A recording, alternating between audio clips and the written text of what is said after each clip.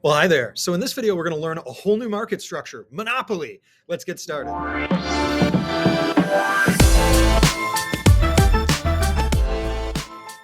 Okay, so this first one just says monopoly, and it gives you some basic information about it. Then we're going to use some information from a demand curve to construct a monopoly graph because they look a little different from what you might think. So the first thing to know, monopoly means there's one firm that's a seller, right? One firm selling. And so the market graph is the firm graph. We're only going to do one graph for the monopoly. Yes, we're going to draw three different ones here, monopoly and normal, monopoly and loss, and monopoly and profit, but we're just showing them in different levels of profitability. We would also say that monopolists have control over their price. We call them price makers. They can choose prices, whatever price they want, subject to market demand. So they're not unlimited, right? They can't charge any price that they want. I mean, I guess they could, but they still have to contend with the market demand for their product. And if that doesn't exist, then they can't just charge like an arbitrarily high price. Now, there is a little bit of weirdness with marginal revenue. And it's easier maybe to understand it once we've got some numbers here and a graph in front of us. But in short, marginal revenue is no longer going to be the price. The additional revenue that a firm gets from selling an additional unit is actually going to be smaller than what the price is.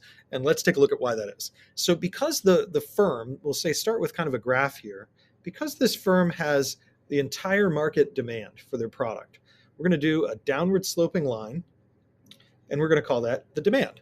And the demand actually tells us what price they're going to charge, right? So this first little kind of columns here is demand. That's what QD and price means. And so let's calculate some total revenues and actually kind of see what will happen to marginal revenue. And we're going to see that it's different from the price. Now, if they're not selling any units, then there's no total revenue and there isn't any marginal unit. 1 times 9 is 9. 16, 21, 24, 25. Sorry, my pen's running out. 24, 21, 16, 9, and 0. Now, on each of these, you can see then the marginal revenue is going to come down. Right here, it's going to go down. And I'm additional revenue from selling additional units here. 1, -1, -3, -5, -7, and -9. And so you can see just from looking at it that the demand, because it's a downward sloping line, it's going to cause the marginal revenue to actually start at the same value, 9 equals 9, or sorry, 9 price equals 9 marginal revenue, and it's actually going to come down like that. Marginal revenue. And the reason why there's going to be this bifurcation between marginal revenue and price is this, that as they go to sell the additional unit, they have to lower the price of the previous unit.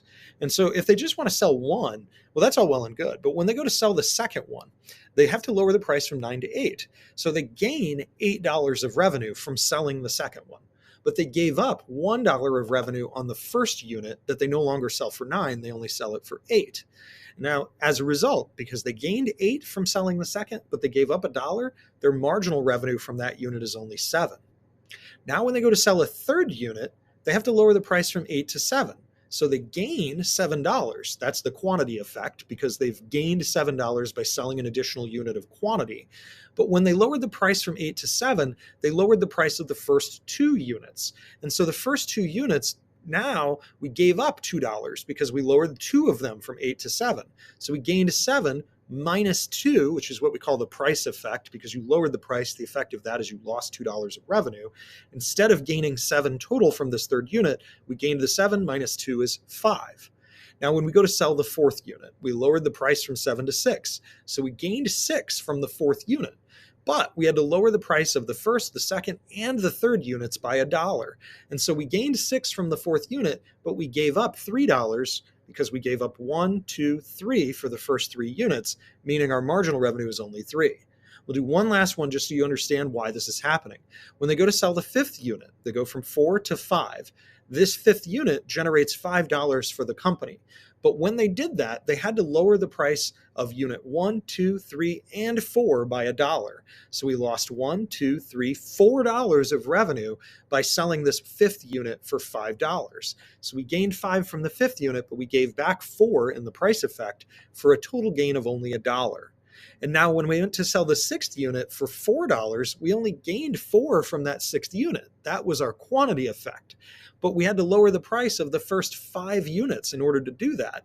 And that lowering the price by $1 times 5, well, we gained 4, but we lost $5 of revenue from the first units, which means we actually lost revenue as a result of selling this sixth unit.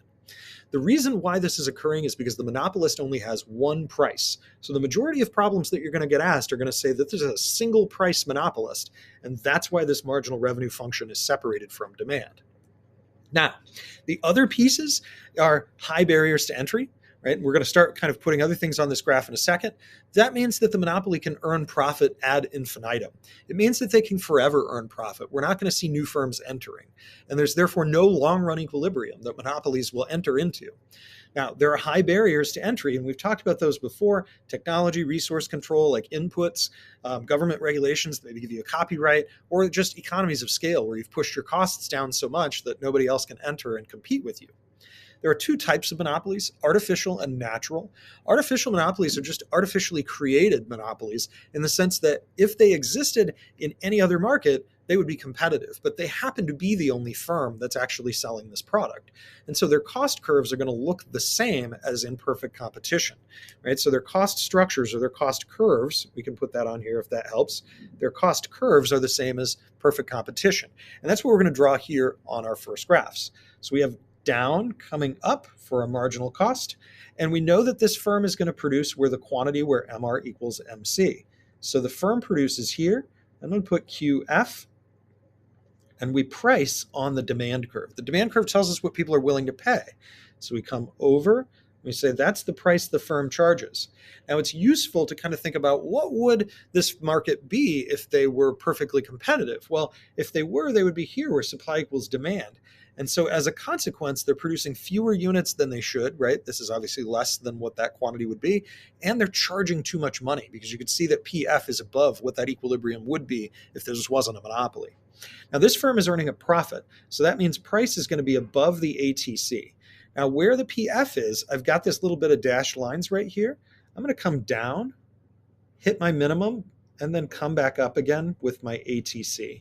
And so as a result, I go from price down to the ATC. I'm connecting the ATC, and I'm going to go over to find my profit rectangle. So I'm going to go ahead and shade that in. And again, I'm just comparing price to ATC whenever I'm drawing these. Now, the last little piece here, and by the way, this kind of stuff that's down here actually just refreshes. It literally just tells you what I've just talked you through.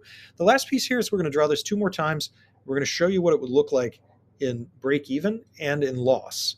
Now, before we do talk about break even, it's useful to think about how that would be kind of an unusual circumstance, right? That would be a little weird that this would be breaking even.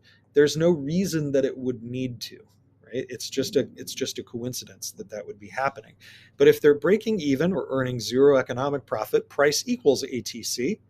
And so my ATC is going to come down, hit its kind of tangent there, hit the minimum at marginal cost, and then come back up again, right? And as a result, I have price equals ATC at the quantity that I'm producing at, and so this firm's breaking even.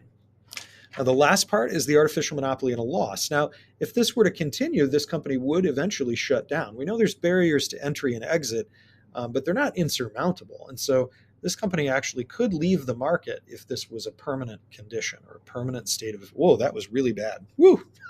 Let's try to straighten that out, Gloss. Right? A little bit. That is messy. I am so sorry. I should go back and redo this video. But we don't really need that one for this purposes. We don't need that to be that pretty. Right? Sometimes you get happy little mistakes and that one's okay. So now this one says they're earning a loss. That means price is less than the ATC. I don't know why I was about to say that.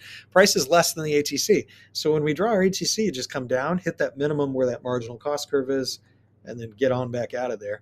We're going to connect our ATC to our price and then go over to the axis, and we're going to go a little too far there, Daniel. And then we're going to shade in our loss. And so again here, because the price is above, because the ATC, is above the price that's actually being charged, that's why this firm is earning a loss. So this kind of shows you what these monopoly graphs would look like, and we talked about why MR is less than demand. I hope this helps you. I'll see you next time.